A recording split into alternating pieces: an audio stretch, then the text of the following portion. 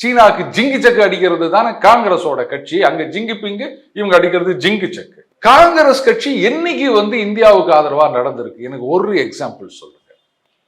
அந்த காலத்துல அந்த யுனைடெட் நேஷன்ல செக்யூரிட்டி கவுன்சில் பர்மனன்ட் மெம்பர்ஷிப் வந்தப்ப எங்களுக்கு வேணாம் அப்படின்னு ரெஃப்யூஸ் பண்ணதுலேருந்து எல்லாரும் சொல்லியும் நம்ம எல்லைகள்ல நம்ம படையை பலப்படுத்தாம, படையை மாடர்னைஸ் பண்ணாம, அவங்கெல்லாம் பாவம். அந்த அஸ்ஸாம் அந்த பார்டர்ல இருந்தவங்கெல்லாம் ட்ரெஸ்ஸு கூட சரியா கிடையாது, டிரான்ஸ்போர்ட் கிடையாது, அம்யூனிஷன் கிடையாது, துப்பாக்கியில குண்டு கிடையாது. அந்த நிலைமையில அவங்கள சண்டை போட விட்டு எத்தனை வீரர்களை நாம இழந்தோம். அதே சமயத்துல நம்ம வீரர்கள் ஒத்தையாளா நின்று சீனர்களை எத்தனை பேரை கொண்டு இருக்காங்கன்ற அந்த வேலரும் நம்ம பார்த்துருக்கோம். அஸ்ஸாமுக்காக என் மனம் வருத்தப்படுகிறது. அஸ்ஸாமை கை கழுவி விட்டதா நினைச்சவர் தான் நேரு அவர்கள். அதே மாதிரி சீனா சண்டை நிறுத்தம் அப்படின்னு அறிவிக்கும் போது இங்க இருக்கிற நியூஸ் பேப்பருங்களுக்கு தான் முதல்ல தெரியுது, பிரைம் மினிஸ்டர் ஆபீஸருக்கு தெரியல, அந்த ஆபீஸ்ல தெரியல.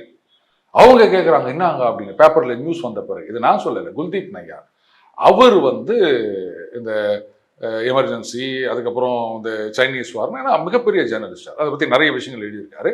அப்போ அவர் ஆரம்ப காலத்தில் ஜேர்னலிஸ்டா இருக்கும்போது பார்த்த விஷயத்தை பற்றி அவர் ஒரு புத்தகத்தில் பதிவு பண்ணியிருக்காரு.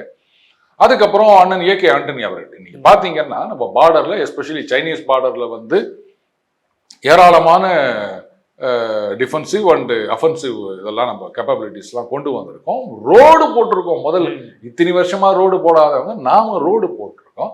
S-400 மாதிரி ஆன்டி மிசைல் டிஃபென்ஸ் சிஸ்டம் இதெல்லாம் வேற நம்ம அங்க வச்சிருக்கோம். இதெல்லாம் ஏகே ஆண்டனி அவர்கள் ஒரு தடவை சொல்றாரு பார்லிமெண்ட்ல, அன்டெவலப்டு பார்டர், அதாவது பார்டர்ல எந்த விதமான டெவலப்மெண்ட்டுமே இருக்கக்கூடாதா. ஏங்க அன்னைக்கு 62ல சீனாக்காரங்கிட்ட அடி வாங்கி எத்தனை ஆயிரம் ஸ்கொயர் கிலோமீட்டர் அவன் ஆட்டையை போட்டுக்கின்னு போனா, அப்ப இருந்தது காங்கிரஸ் கட்சி.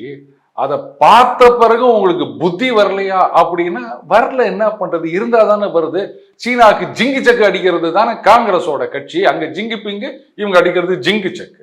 வேற என்ன சொல்ல முடியும்? அப்புறம் இதுல போயிட்டு காங்கிரஸ் கட்சி பாகிஸ்தானுக்கு ஆதரவா பேசுறாங்கன்னா, பாகிஸ்தானுக்கு ஆதரவா தான் பேசுவாங்க அவங்க. ஏன் மணிசங்கர் பாகிஸ்தான்ல போயிட்டு மோடி அவர்கள் பதவியில் இருக்கக்கூடாது, அவளை பதவியிலிருந்து நீக்கிறதுக்கு நீங்க தான் ஹெல்ப் பண்ணணும்னு பிச்சை எடுக்கலான்னு பாகிஸ்தான்ல போயிட்டு நம்ம பிரதமரை இவர் பதவிக்கு வரக்கூடாதுன்னு ஒருத்தன் கேட்கறான் அப்படின்னா, எப்பேற்பட்ட தேச துரோகியா இருக்கணும் அந்த ஆளு. கட்சியில ஒண்ணு வச்சு நிக்கிறாங்கல்ல.